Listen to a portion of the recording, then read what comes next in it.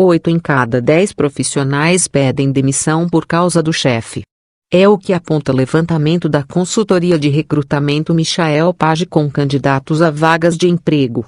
O desempenho abaixo do que se espera de um líder é o principal motivo apontado tanto por quem pede para sair da empresa como por quem está desanimado no emprego. De acordo com Lucas Ogion, diretor da Michael Page e Page Personnel, parte do Page Group, decisões gerenciais equivocadas ou mal planejadas inevitavelmente levam a um desgaste no relacionamento entre funcionários e chefes. O gestor precisa entender que o bom desempenho de uma equipe começa com uma gestão eficiente. Ser um bom gestor não significa ser o grande amigo da turma ou um linha dura da equipe.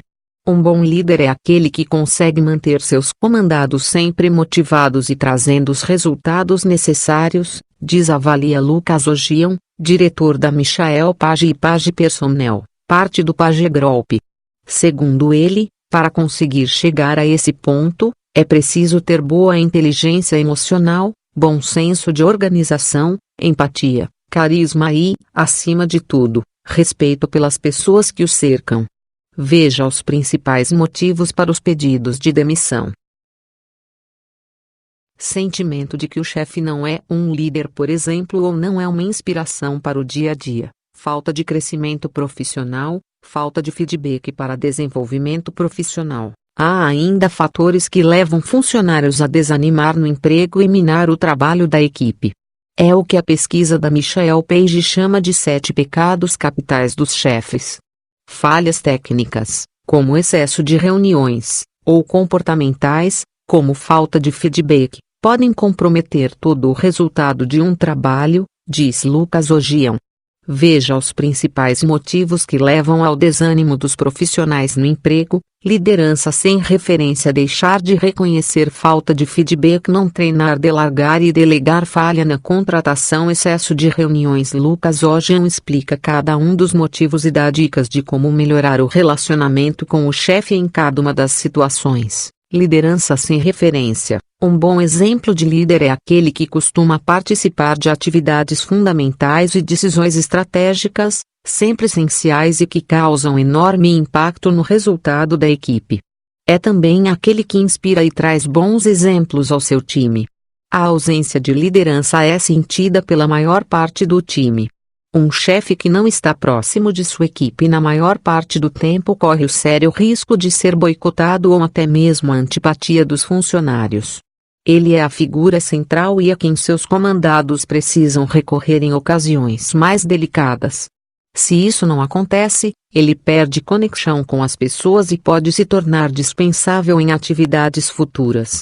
E também nada desmotiva mais um profissional no mundo de hoje do que um chefe que fala e não vive o que diz. Reconhecer o próximo é uma das maiores virtudes do ser humano. E no ambiente corporativo não poderia ser diferente.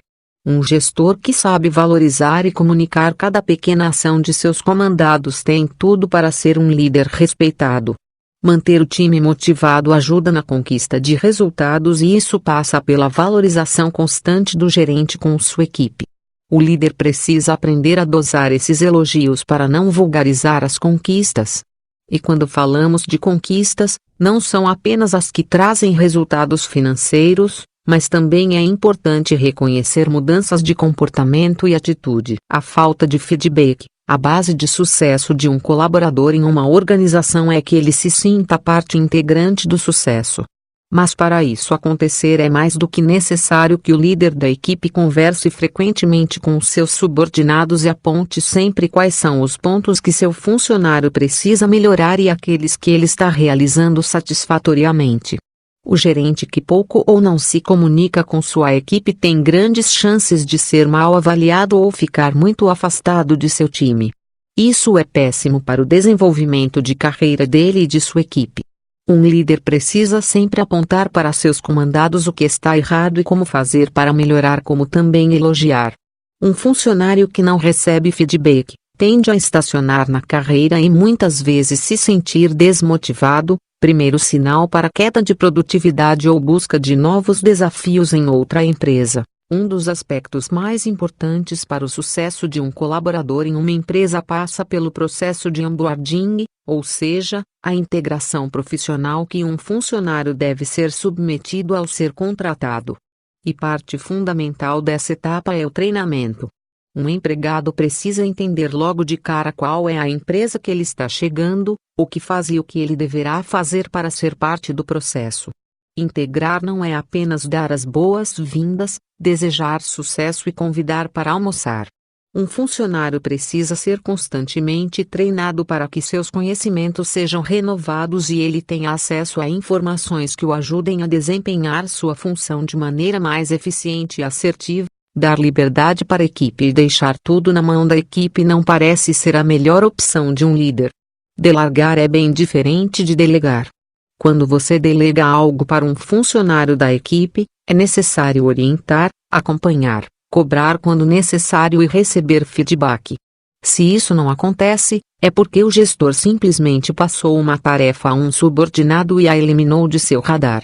Quem age assim com frequência acaba perdendo o comando do time, sem saber o que está acontecendo na sua equipe, e acaba flertando com problemas e crises constantes. Atrair um talento para uma empresa é muito mais complexo do que simplesmente abrir uma vaga e conduzir um processo seletivo. Há casos de gestores que se impacientam por terem perdido um profissional e acabam contratando outro rapidamente apenas para não terem de lidar com a sobrecarga de trabalho. Contratar um funcionário é crucial para o sucesso de um time.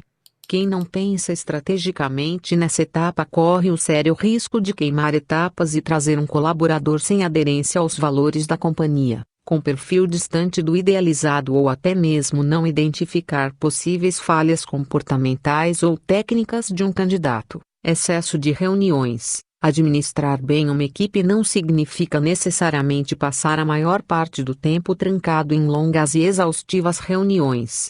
O chefe que gosta de fazer muitos encontros desse tipo muitas vezes não percebe que essa prática pode comprometer o resultado do time. Há gestores que pautam seu trabalho pela quantidade de reuniões. Isso não significa ser eficiente, comprometido. Há muitos assuntos que podem ser resolvidos de maneira simples, com uma conversa direta e rápida, uma simples troca de mensagens ou um telefonema. Excesso de reuniões é ruim e prejudicial para o time e para o próprio gestor. Se você passa mais tempo reunido do que produzindo, é hora de parar e administrar melhor suas atividades. Avalie o Gion. Não esqueça de ajudar o canal, curta a página, se inscreva e ative o sininho. Obrigado.